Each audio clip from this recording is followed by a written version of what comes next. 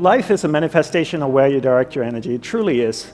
And what we should really start with is to actually look at energy the same way we look at water.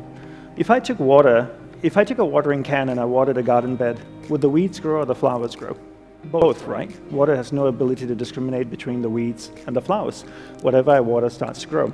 Energy is the same way as well. If I took energy and I invested it into something negative, it will grow and become more negative. If I took energy, invested it into something positive, it will grow and become more positive. Energy has no ability to discriminate between what's positive and what's negative. Whatever you invest energy into starts to grow and manifest in your life. Right now, you're the sum total of where you've been investing your energy throughout your entire life. So the goal really in life is to figure out what it is you want. Right? What's your purpose in life, who and what's important in your life, and be able to direct energy towards that so that you can manifest that in your life. So where do we begin with this? We begin by understanding how the mind works. I'll have to say with you, after living 10 years as a celibate monk in a cloistered monastery in Hawaii, this would probably be the most important thing I could ever share with you, understanding how the mind works.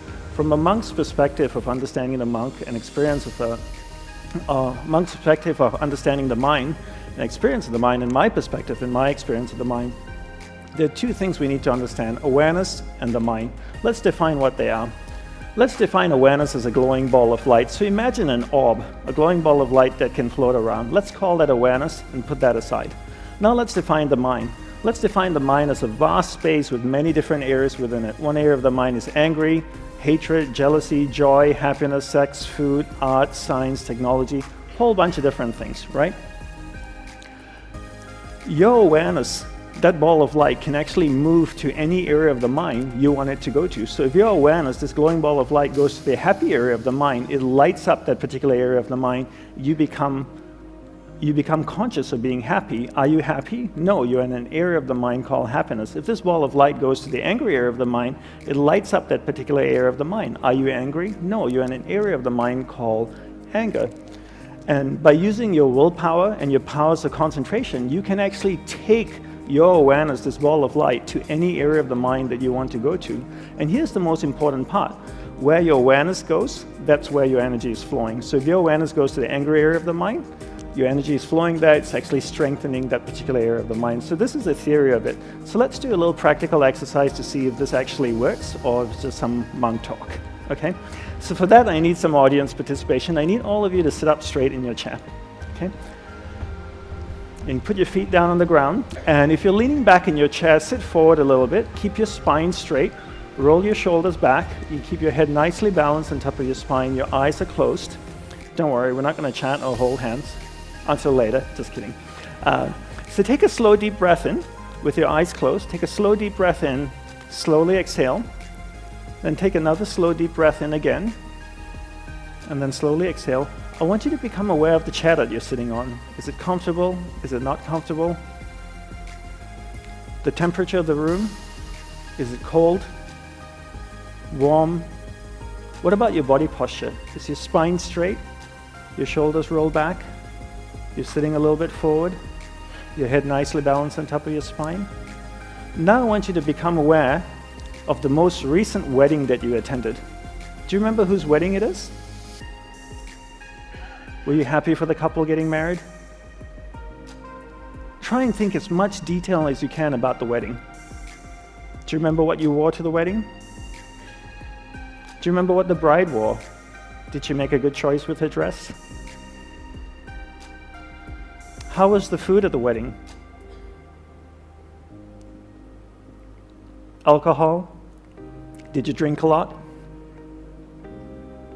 Was there good music? Did you dance?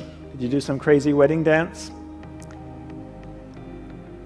Now I want you to become aware of the most recent vacation that you went on. What kind of vacation was it? Was it a surfing trip, yoga retreat, holiday, shopping, camping, backpacking?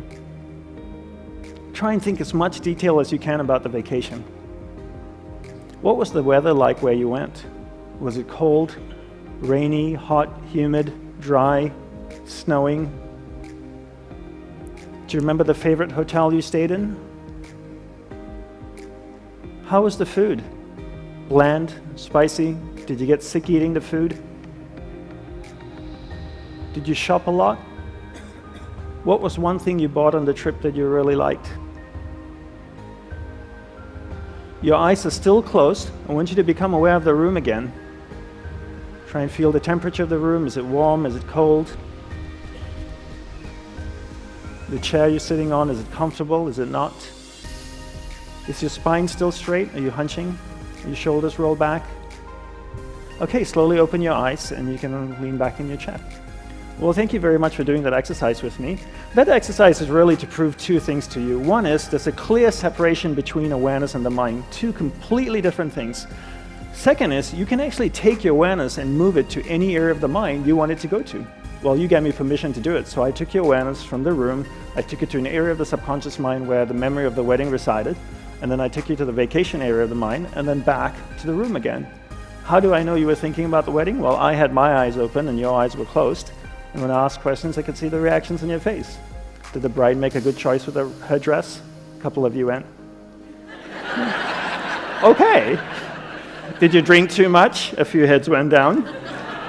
So I knew you were thinking about the wedding, right? So I took your awareness to different areas in the mind. This happens all day. All day we allow people and things around us to dictate where our awareness goes in our mind.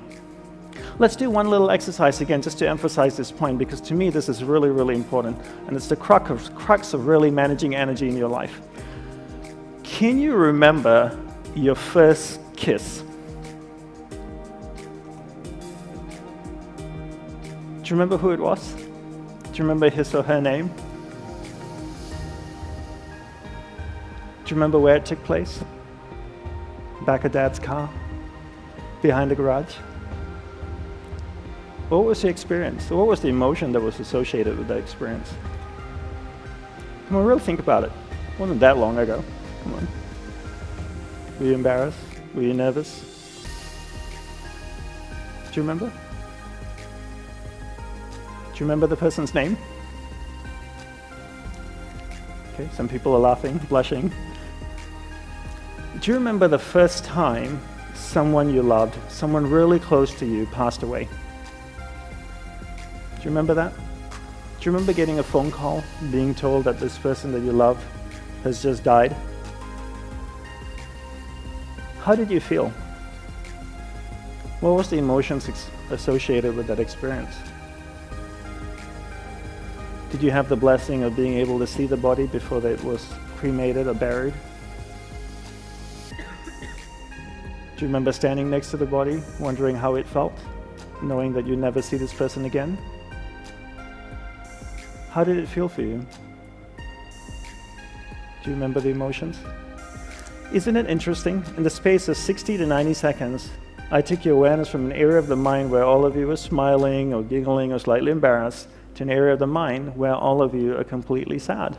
Or not sad, or just feeling the vibration of the room just completely changed, right? And I could take your awareness now to an angry area of the mind where you all get angry, you get up and you leave, and Sarah and the team would be really upset with me. And this happens all day, right? All day we allow people and things to dictate where our awareness goes. And because they dictate where our awareness goes, that's where our energy flows as well. And where our energy flows is what manifests in our life. So really the goal in life is not really to control your mind, but rather to control where your awareness is going within your mind. So don't control your mind, control where your awareness goes within your mind. How do we do that? We do that by learning how.